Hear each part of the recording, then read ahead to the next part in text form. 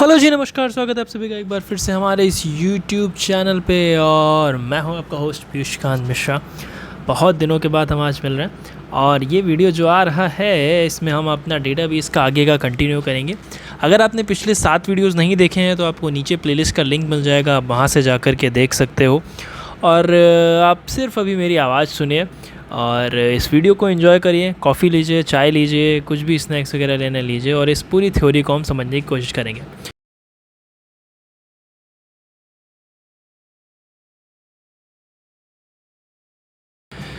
तो जैसा कि अगर आपने लास्ट वीडियोस मेरे देखे होंगे तो उसमें आपको पता होगा कि मैंने आपको डेटा इंडिपेंडेंस और ये एक्सटर्नल स्कीमा वगैरह के बारे में मैंने आपको बता रखा है। आज हम बात करेंगे कि डेटाबेस में जो लैंग्वेजेस जो यूज़ होती हैं, जो लैंग्वेज मतलब डेटाबेस तो एक कुछ भी एक चीज़ है, ठीक है, जैसे हम प्रोग्रामिंग लैंग्वेज करते हैं इसी प्रकार से डेटाबेस में भी लैंग्वेजेस का यूज़ होता है। अब डेटाबेस में लैंग्वेज कैसी कैसी होती है हम उसके बारे में बात करेंगे। तो कुछ एक फ़्लो होता है डेटाबेस का। जैसे अगर मैं आपसे बात करूं, अगर मैं कुछ एक दूसरा कलर लूं यहाँ पे कि कुछ थोड़ा सा अच्छा सा सुंदर सा जो कि अलग से ही पता चले। हाँ, जैसे ये आपको दिख रहा है डिज़ाइन ऑफ डीबी कंप्लीटेड। अगर जैसे सपोज कुछ आपको फ्लो होता है, जैसे ही आप एक डेटाबेस का आप डिज़ाइन कंप्लीट कर लेते हो, डेटाबेस का डिज़ाइन कंप्लीट हो जाने के बाद आप नेक्स्ट चीज़ आप क्या करते हो, आप डेटाबेस मैनेजमेंट सिस्टम चूज़ करते हो। मतलब पहले आप डेटाबेस डिज़ाइन करते हो। डेटाबेस डिज़ाइन कैसे करना होता है कि आप बताते हो उसमें कौन कौन सी रोज़ हैं, कौन कौन सी कॉलम्स हैं। जैसे आपने नेम बता दिया, आप क्लास बता दिया, आपने रोल नंबर बता दिया और आपने यहाँ पे मार्क्स बता दिया, तो आपने एक डेटाबेस बना दिया। ठीक है, अब आप क्या करते हो, आप डेटाबेस मैनेजमेंट सिस्टम आप चूज़ करते हो, कौन सा DBMS आपको चूज़ करना है। फिर क्या करते हो, specify conceptual and internal schema. फिर हम क्या करते हैं, फिर इस कॉन्सेप्चुअल और इंटरनल स्कीमा के बारे में हम कंसेप्चुअल और इंटरनल स्कीमा को डिफाइन करते हैं। अब कंसेप्चुअल और इंटरनल स्कीमा क्या है ये आप जाके पिछले वीडियोस में मेरे देखें, बार बार उसको बताने का मतलब नहीं कोई, ठीक है। देन उसके बाद में चीज़ आती है user need to manipulate update data. तो ये जो पहला दूसरा तीसरा प्रोसेस है, यानी कि एक कंसेप्चुअल और इंटरनल स्कीमा को स्पेसिफाई करना और लास्ट प्रोसेस है कि आपको डेटा को मैनिपुलेट करना। इन दोनों में दो अलग अलग प्रकार की लैंग्वेज है, दो अलग अलग प्रकार के स्क्रिप्ट की तरीके से यूज़ होता है। तो जब आप इंटरनल और कंसेप्चुअल स्कीमा जब आप डिफाइन करते हो या जब बताने की कोशिश करते हो तो वहाँ पे DDL यूज़ करते हैं। DDL क्या होता है, डेटा डेफिनेशन लैंग्वेज। और जैसे जब आप कोई मैनिपुलेशन या डेटा में कोई अपडेट करते हो, डेटा में कोई डिलीशन इंसर्शन वगैरह करते हो, उस टाइम पे क्या आता है, data manipulation language, which means data को आप कहीं ना कहीं मैनिपुलेट करना चाहते हो। ठीक है, जो DDL लैंग्वेजेस होती हैं, डेटा डेफिनेशन लैंग्वेजेस, वो क्या होती हैं बेसिकली डेटाबेस के स्कीमा को डिफाइन करने के लिए होती हैं।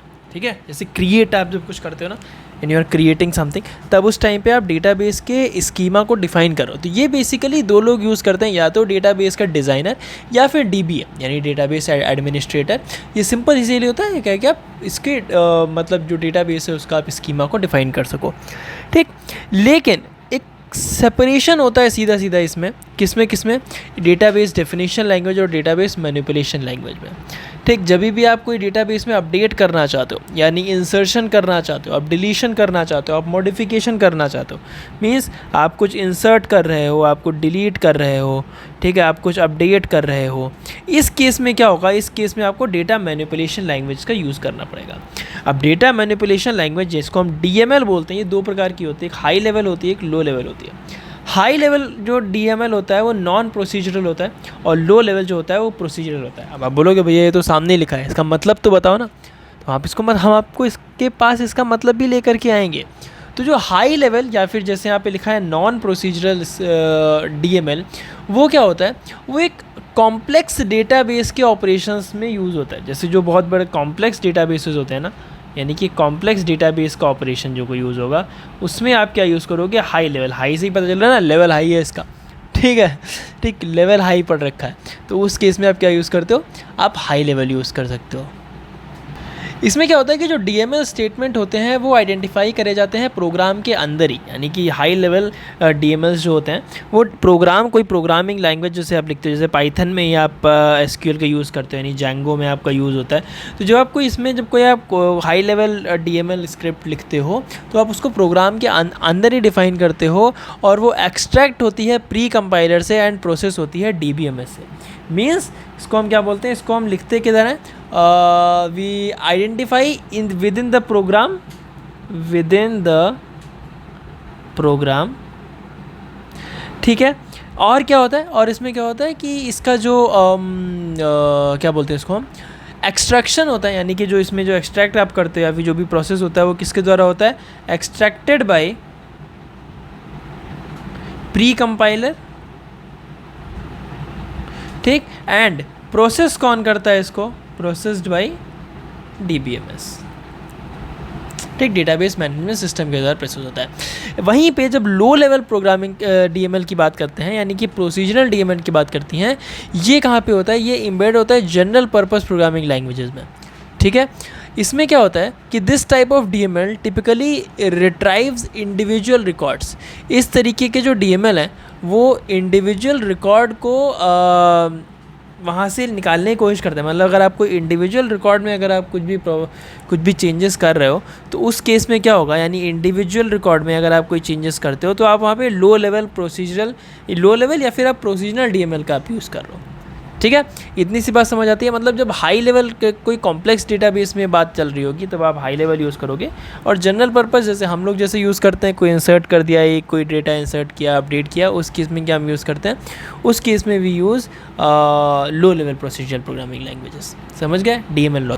यहीं पे जब आप जैसे ही आप कोई DML को whenever you are implementing DML, जब भी आप कोई DML के कमांड को, DML का कमांड जो होता है ना, इंसर्ट, डिलीट और वगैरह वगैरह, DML को कमांड को चाहे वो हाई लेवल हो या लो लेवल हो, उसको आप जैसे ही आप जनरल पर्पस प्रोग्रामिंग लैंग्वेज में जब आप इम्बेड करते हो, ठीक है, उसमें जब आप यूज़ करते हो तो दैट लैंग्वेज, ठीक है, जो वो प्रोग्रामिंग लैंग्वेज जो होगी, that language is known as host language. इसको ऐसे लिखते हैं, होस्ट लैंग्वेज, ठीक है। उस लैंग्वेज को आप क्या बोलते हो, होस्ट लैंग्वेज। और जो DML होगा, ठीक है, वो जो DML होगा उसको आप क्या बोलोगे, that DML is known as data sublanguage, ठीक। कि कई बार इंटरव्यू में पूछ लिया जाता है कि होस्ट लैंग्वेज क्या होता है और डेटा सब लैंग्वेज क्या होता है। तो होस्ट लैंग्वेज जो भी प्रोग्रामिंग लैंग्वेज होगी जिसमें आप DML यूज़ कर रहे हो वो आपकी होस्ट हो जाएगी, और जो भी आप DML यूज़ कर रहे हो उसको आप क्या बोलते हो, डेटा सब लैंग्वेज, ठीक है। समझ में आई ये बात। तो बहुत ही सिंपल सा कंसेप्ट है DML और DDL का। जब भी आप कोई इंटरनल स्कीमा या कंसेप्चुअल स्कीमा जब आपको क्रिएट करना है तो आप DDL यूज़ करते हो ना, डेटा को डिफाइन कर रहे हो आप। जैसे आपने कोई क्रिएट किया, क्रिएट टेबल जैसे आप करते हो, डेटा डेफिनेशन लैंग्वेज में आता है। अपडेट में क्या आता है, इंसर्ट, डिलीट, अपडेट और ये सब कमांड जो आते हैं वो डेटा मैनिपुलेशन लैंग्वेज में आते हैं, जिसमें आप डेटा को मैनिपुलेट करते हो, ठीक है। जिस प्रोग्रामिंग लैंग्वेज में आप DML कमांड को इम्बेड कर रहे हो, यूज़ कर रहे हो, उसको हम होस्ट लैंग्वेज बोलते हैं, और जो DML कमांड होता है उसको हम क्या बोलते हैं, डेटा सब लैंग्वेज बोलते हैं। तो बहुत सिंपल सा कॉन्सेप्ट था। आई थिंक आपको यहाँ से बेसिक क्लियर है थोड़ा बहुत कि क्या क्या होता है। अब इसके बारे आगे हम थोड़ा सा और डीप में जाने की कोशिश करेंगे। हम अपने आगे पड़ाव की ओर बढ़ रहे हैं। पहला लेवल हमारा ख़त्म हो चुका है, आपको बेसिक चीज़ें समझ आ चुकी हैं। अब हम नेक्स्ट वीडियो से हम थोड़ा सा अपना लेवल को इंक्रीज़ करेंगे और हम थोड़ा सा इसमें डीप में जाने की कोशिश करेंगे, ठीक है। तो तब तक के लिए अपना ख्याल रखें। गुड बाय, टेक केयर, शब्बा खैर एंड गुड नाइट। मिलते हैं कल, तब तक के लिए this is Piyush signing off from this video. Goodbye, नमस्कार।